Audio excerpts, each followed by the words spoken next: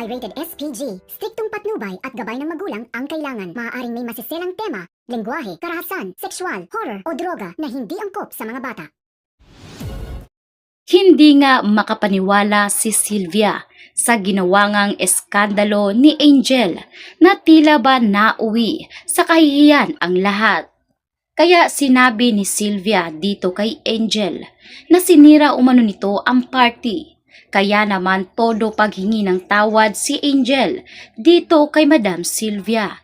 Subalit huli na ang lahat. Nagdesisyon na si Madam Sylvia na palayasin na si Angel sa kanyang tahanan dahil hindi umano mental facilities ang kanyang pamamahay. Ngunit nagplano naman ng masama si Angel. Kinuntsaba ni Angel si Mikay.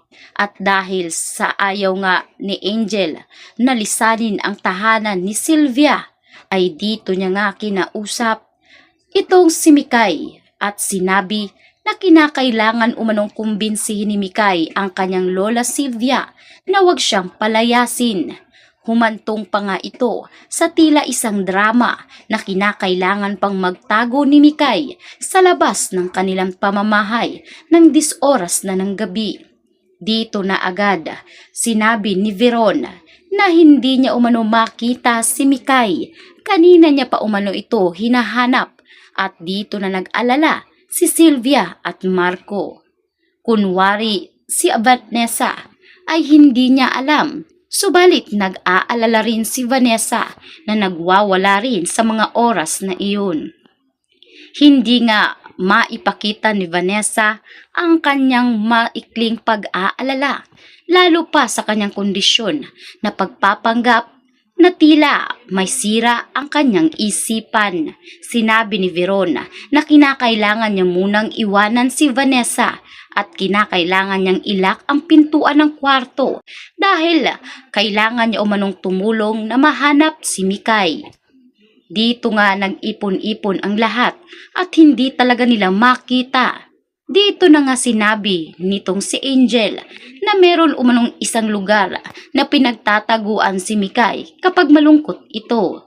Kaya dali-dali nilang pinuntahan ang naturang lugar at dito nga nila nakita ang bata. Agad ngang niyakap ni Sylvia ang kanyang apo at sinabing bakit umano ito nagtago.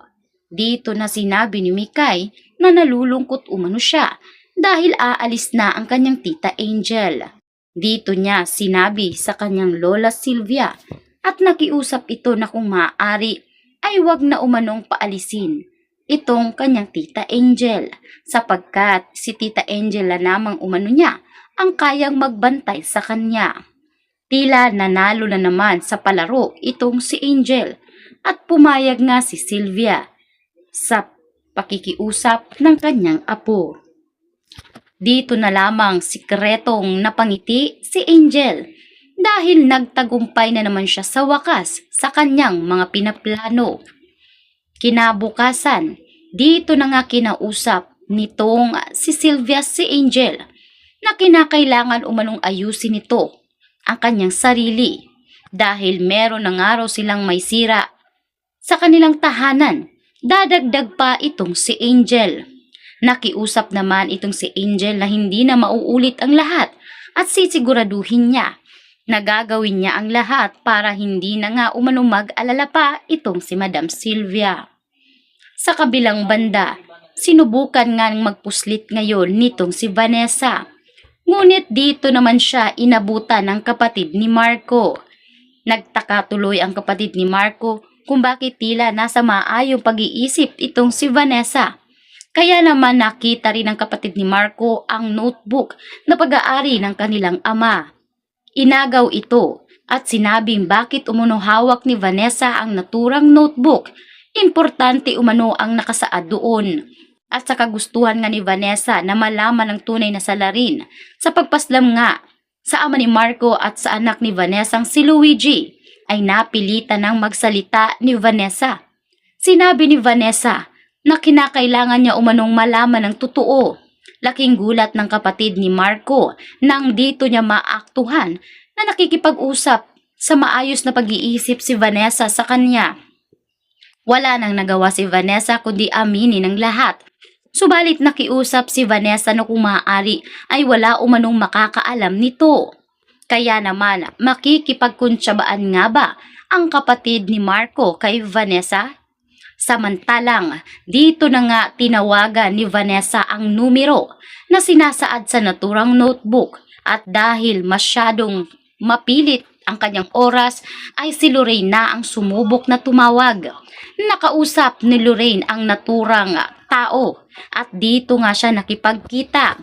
May ibinigay na malaking envelope kay Lorraine na doon umano napapaloob ang lahat ng mga pwede nilang malaman tungkol sa insidente.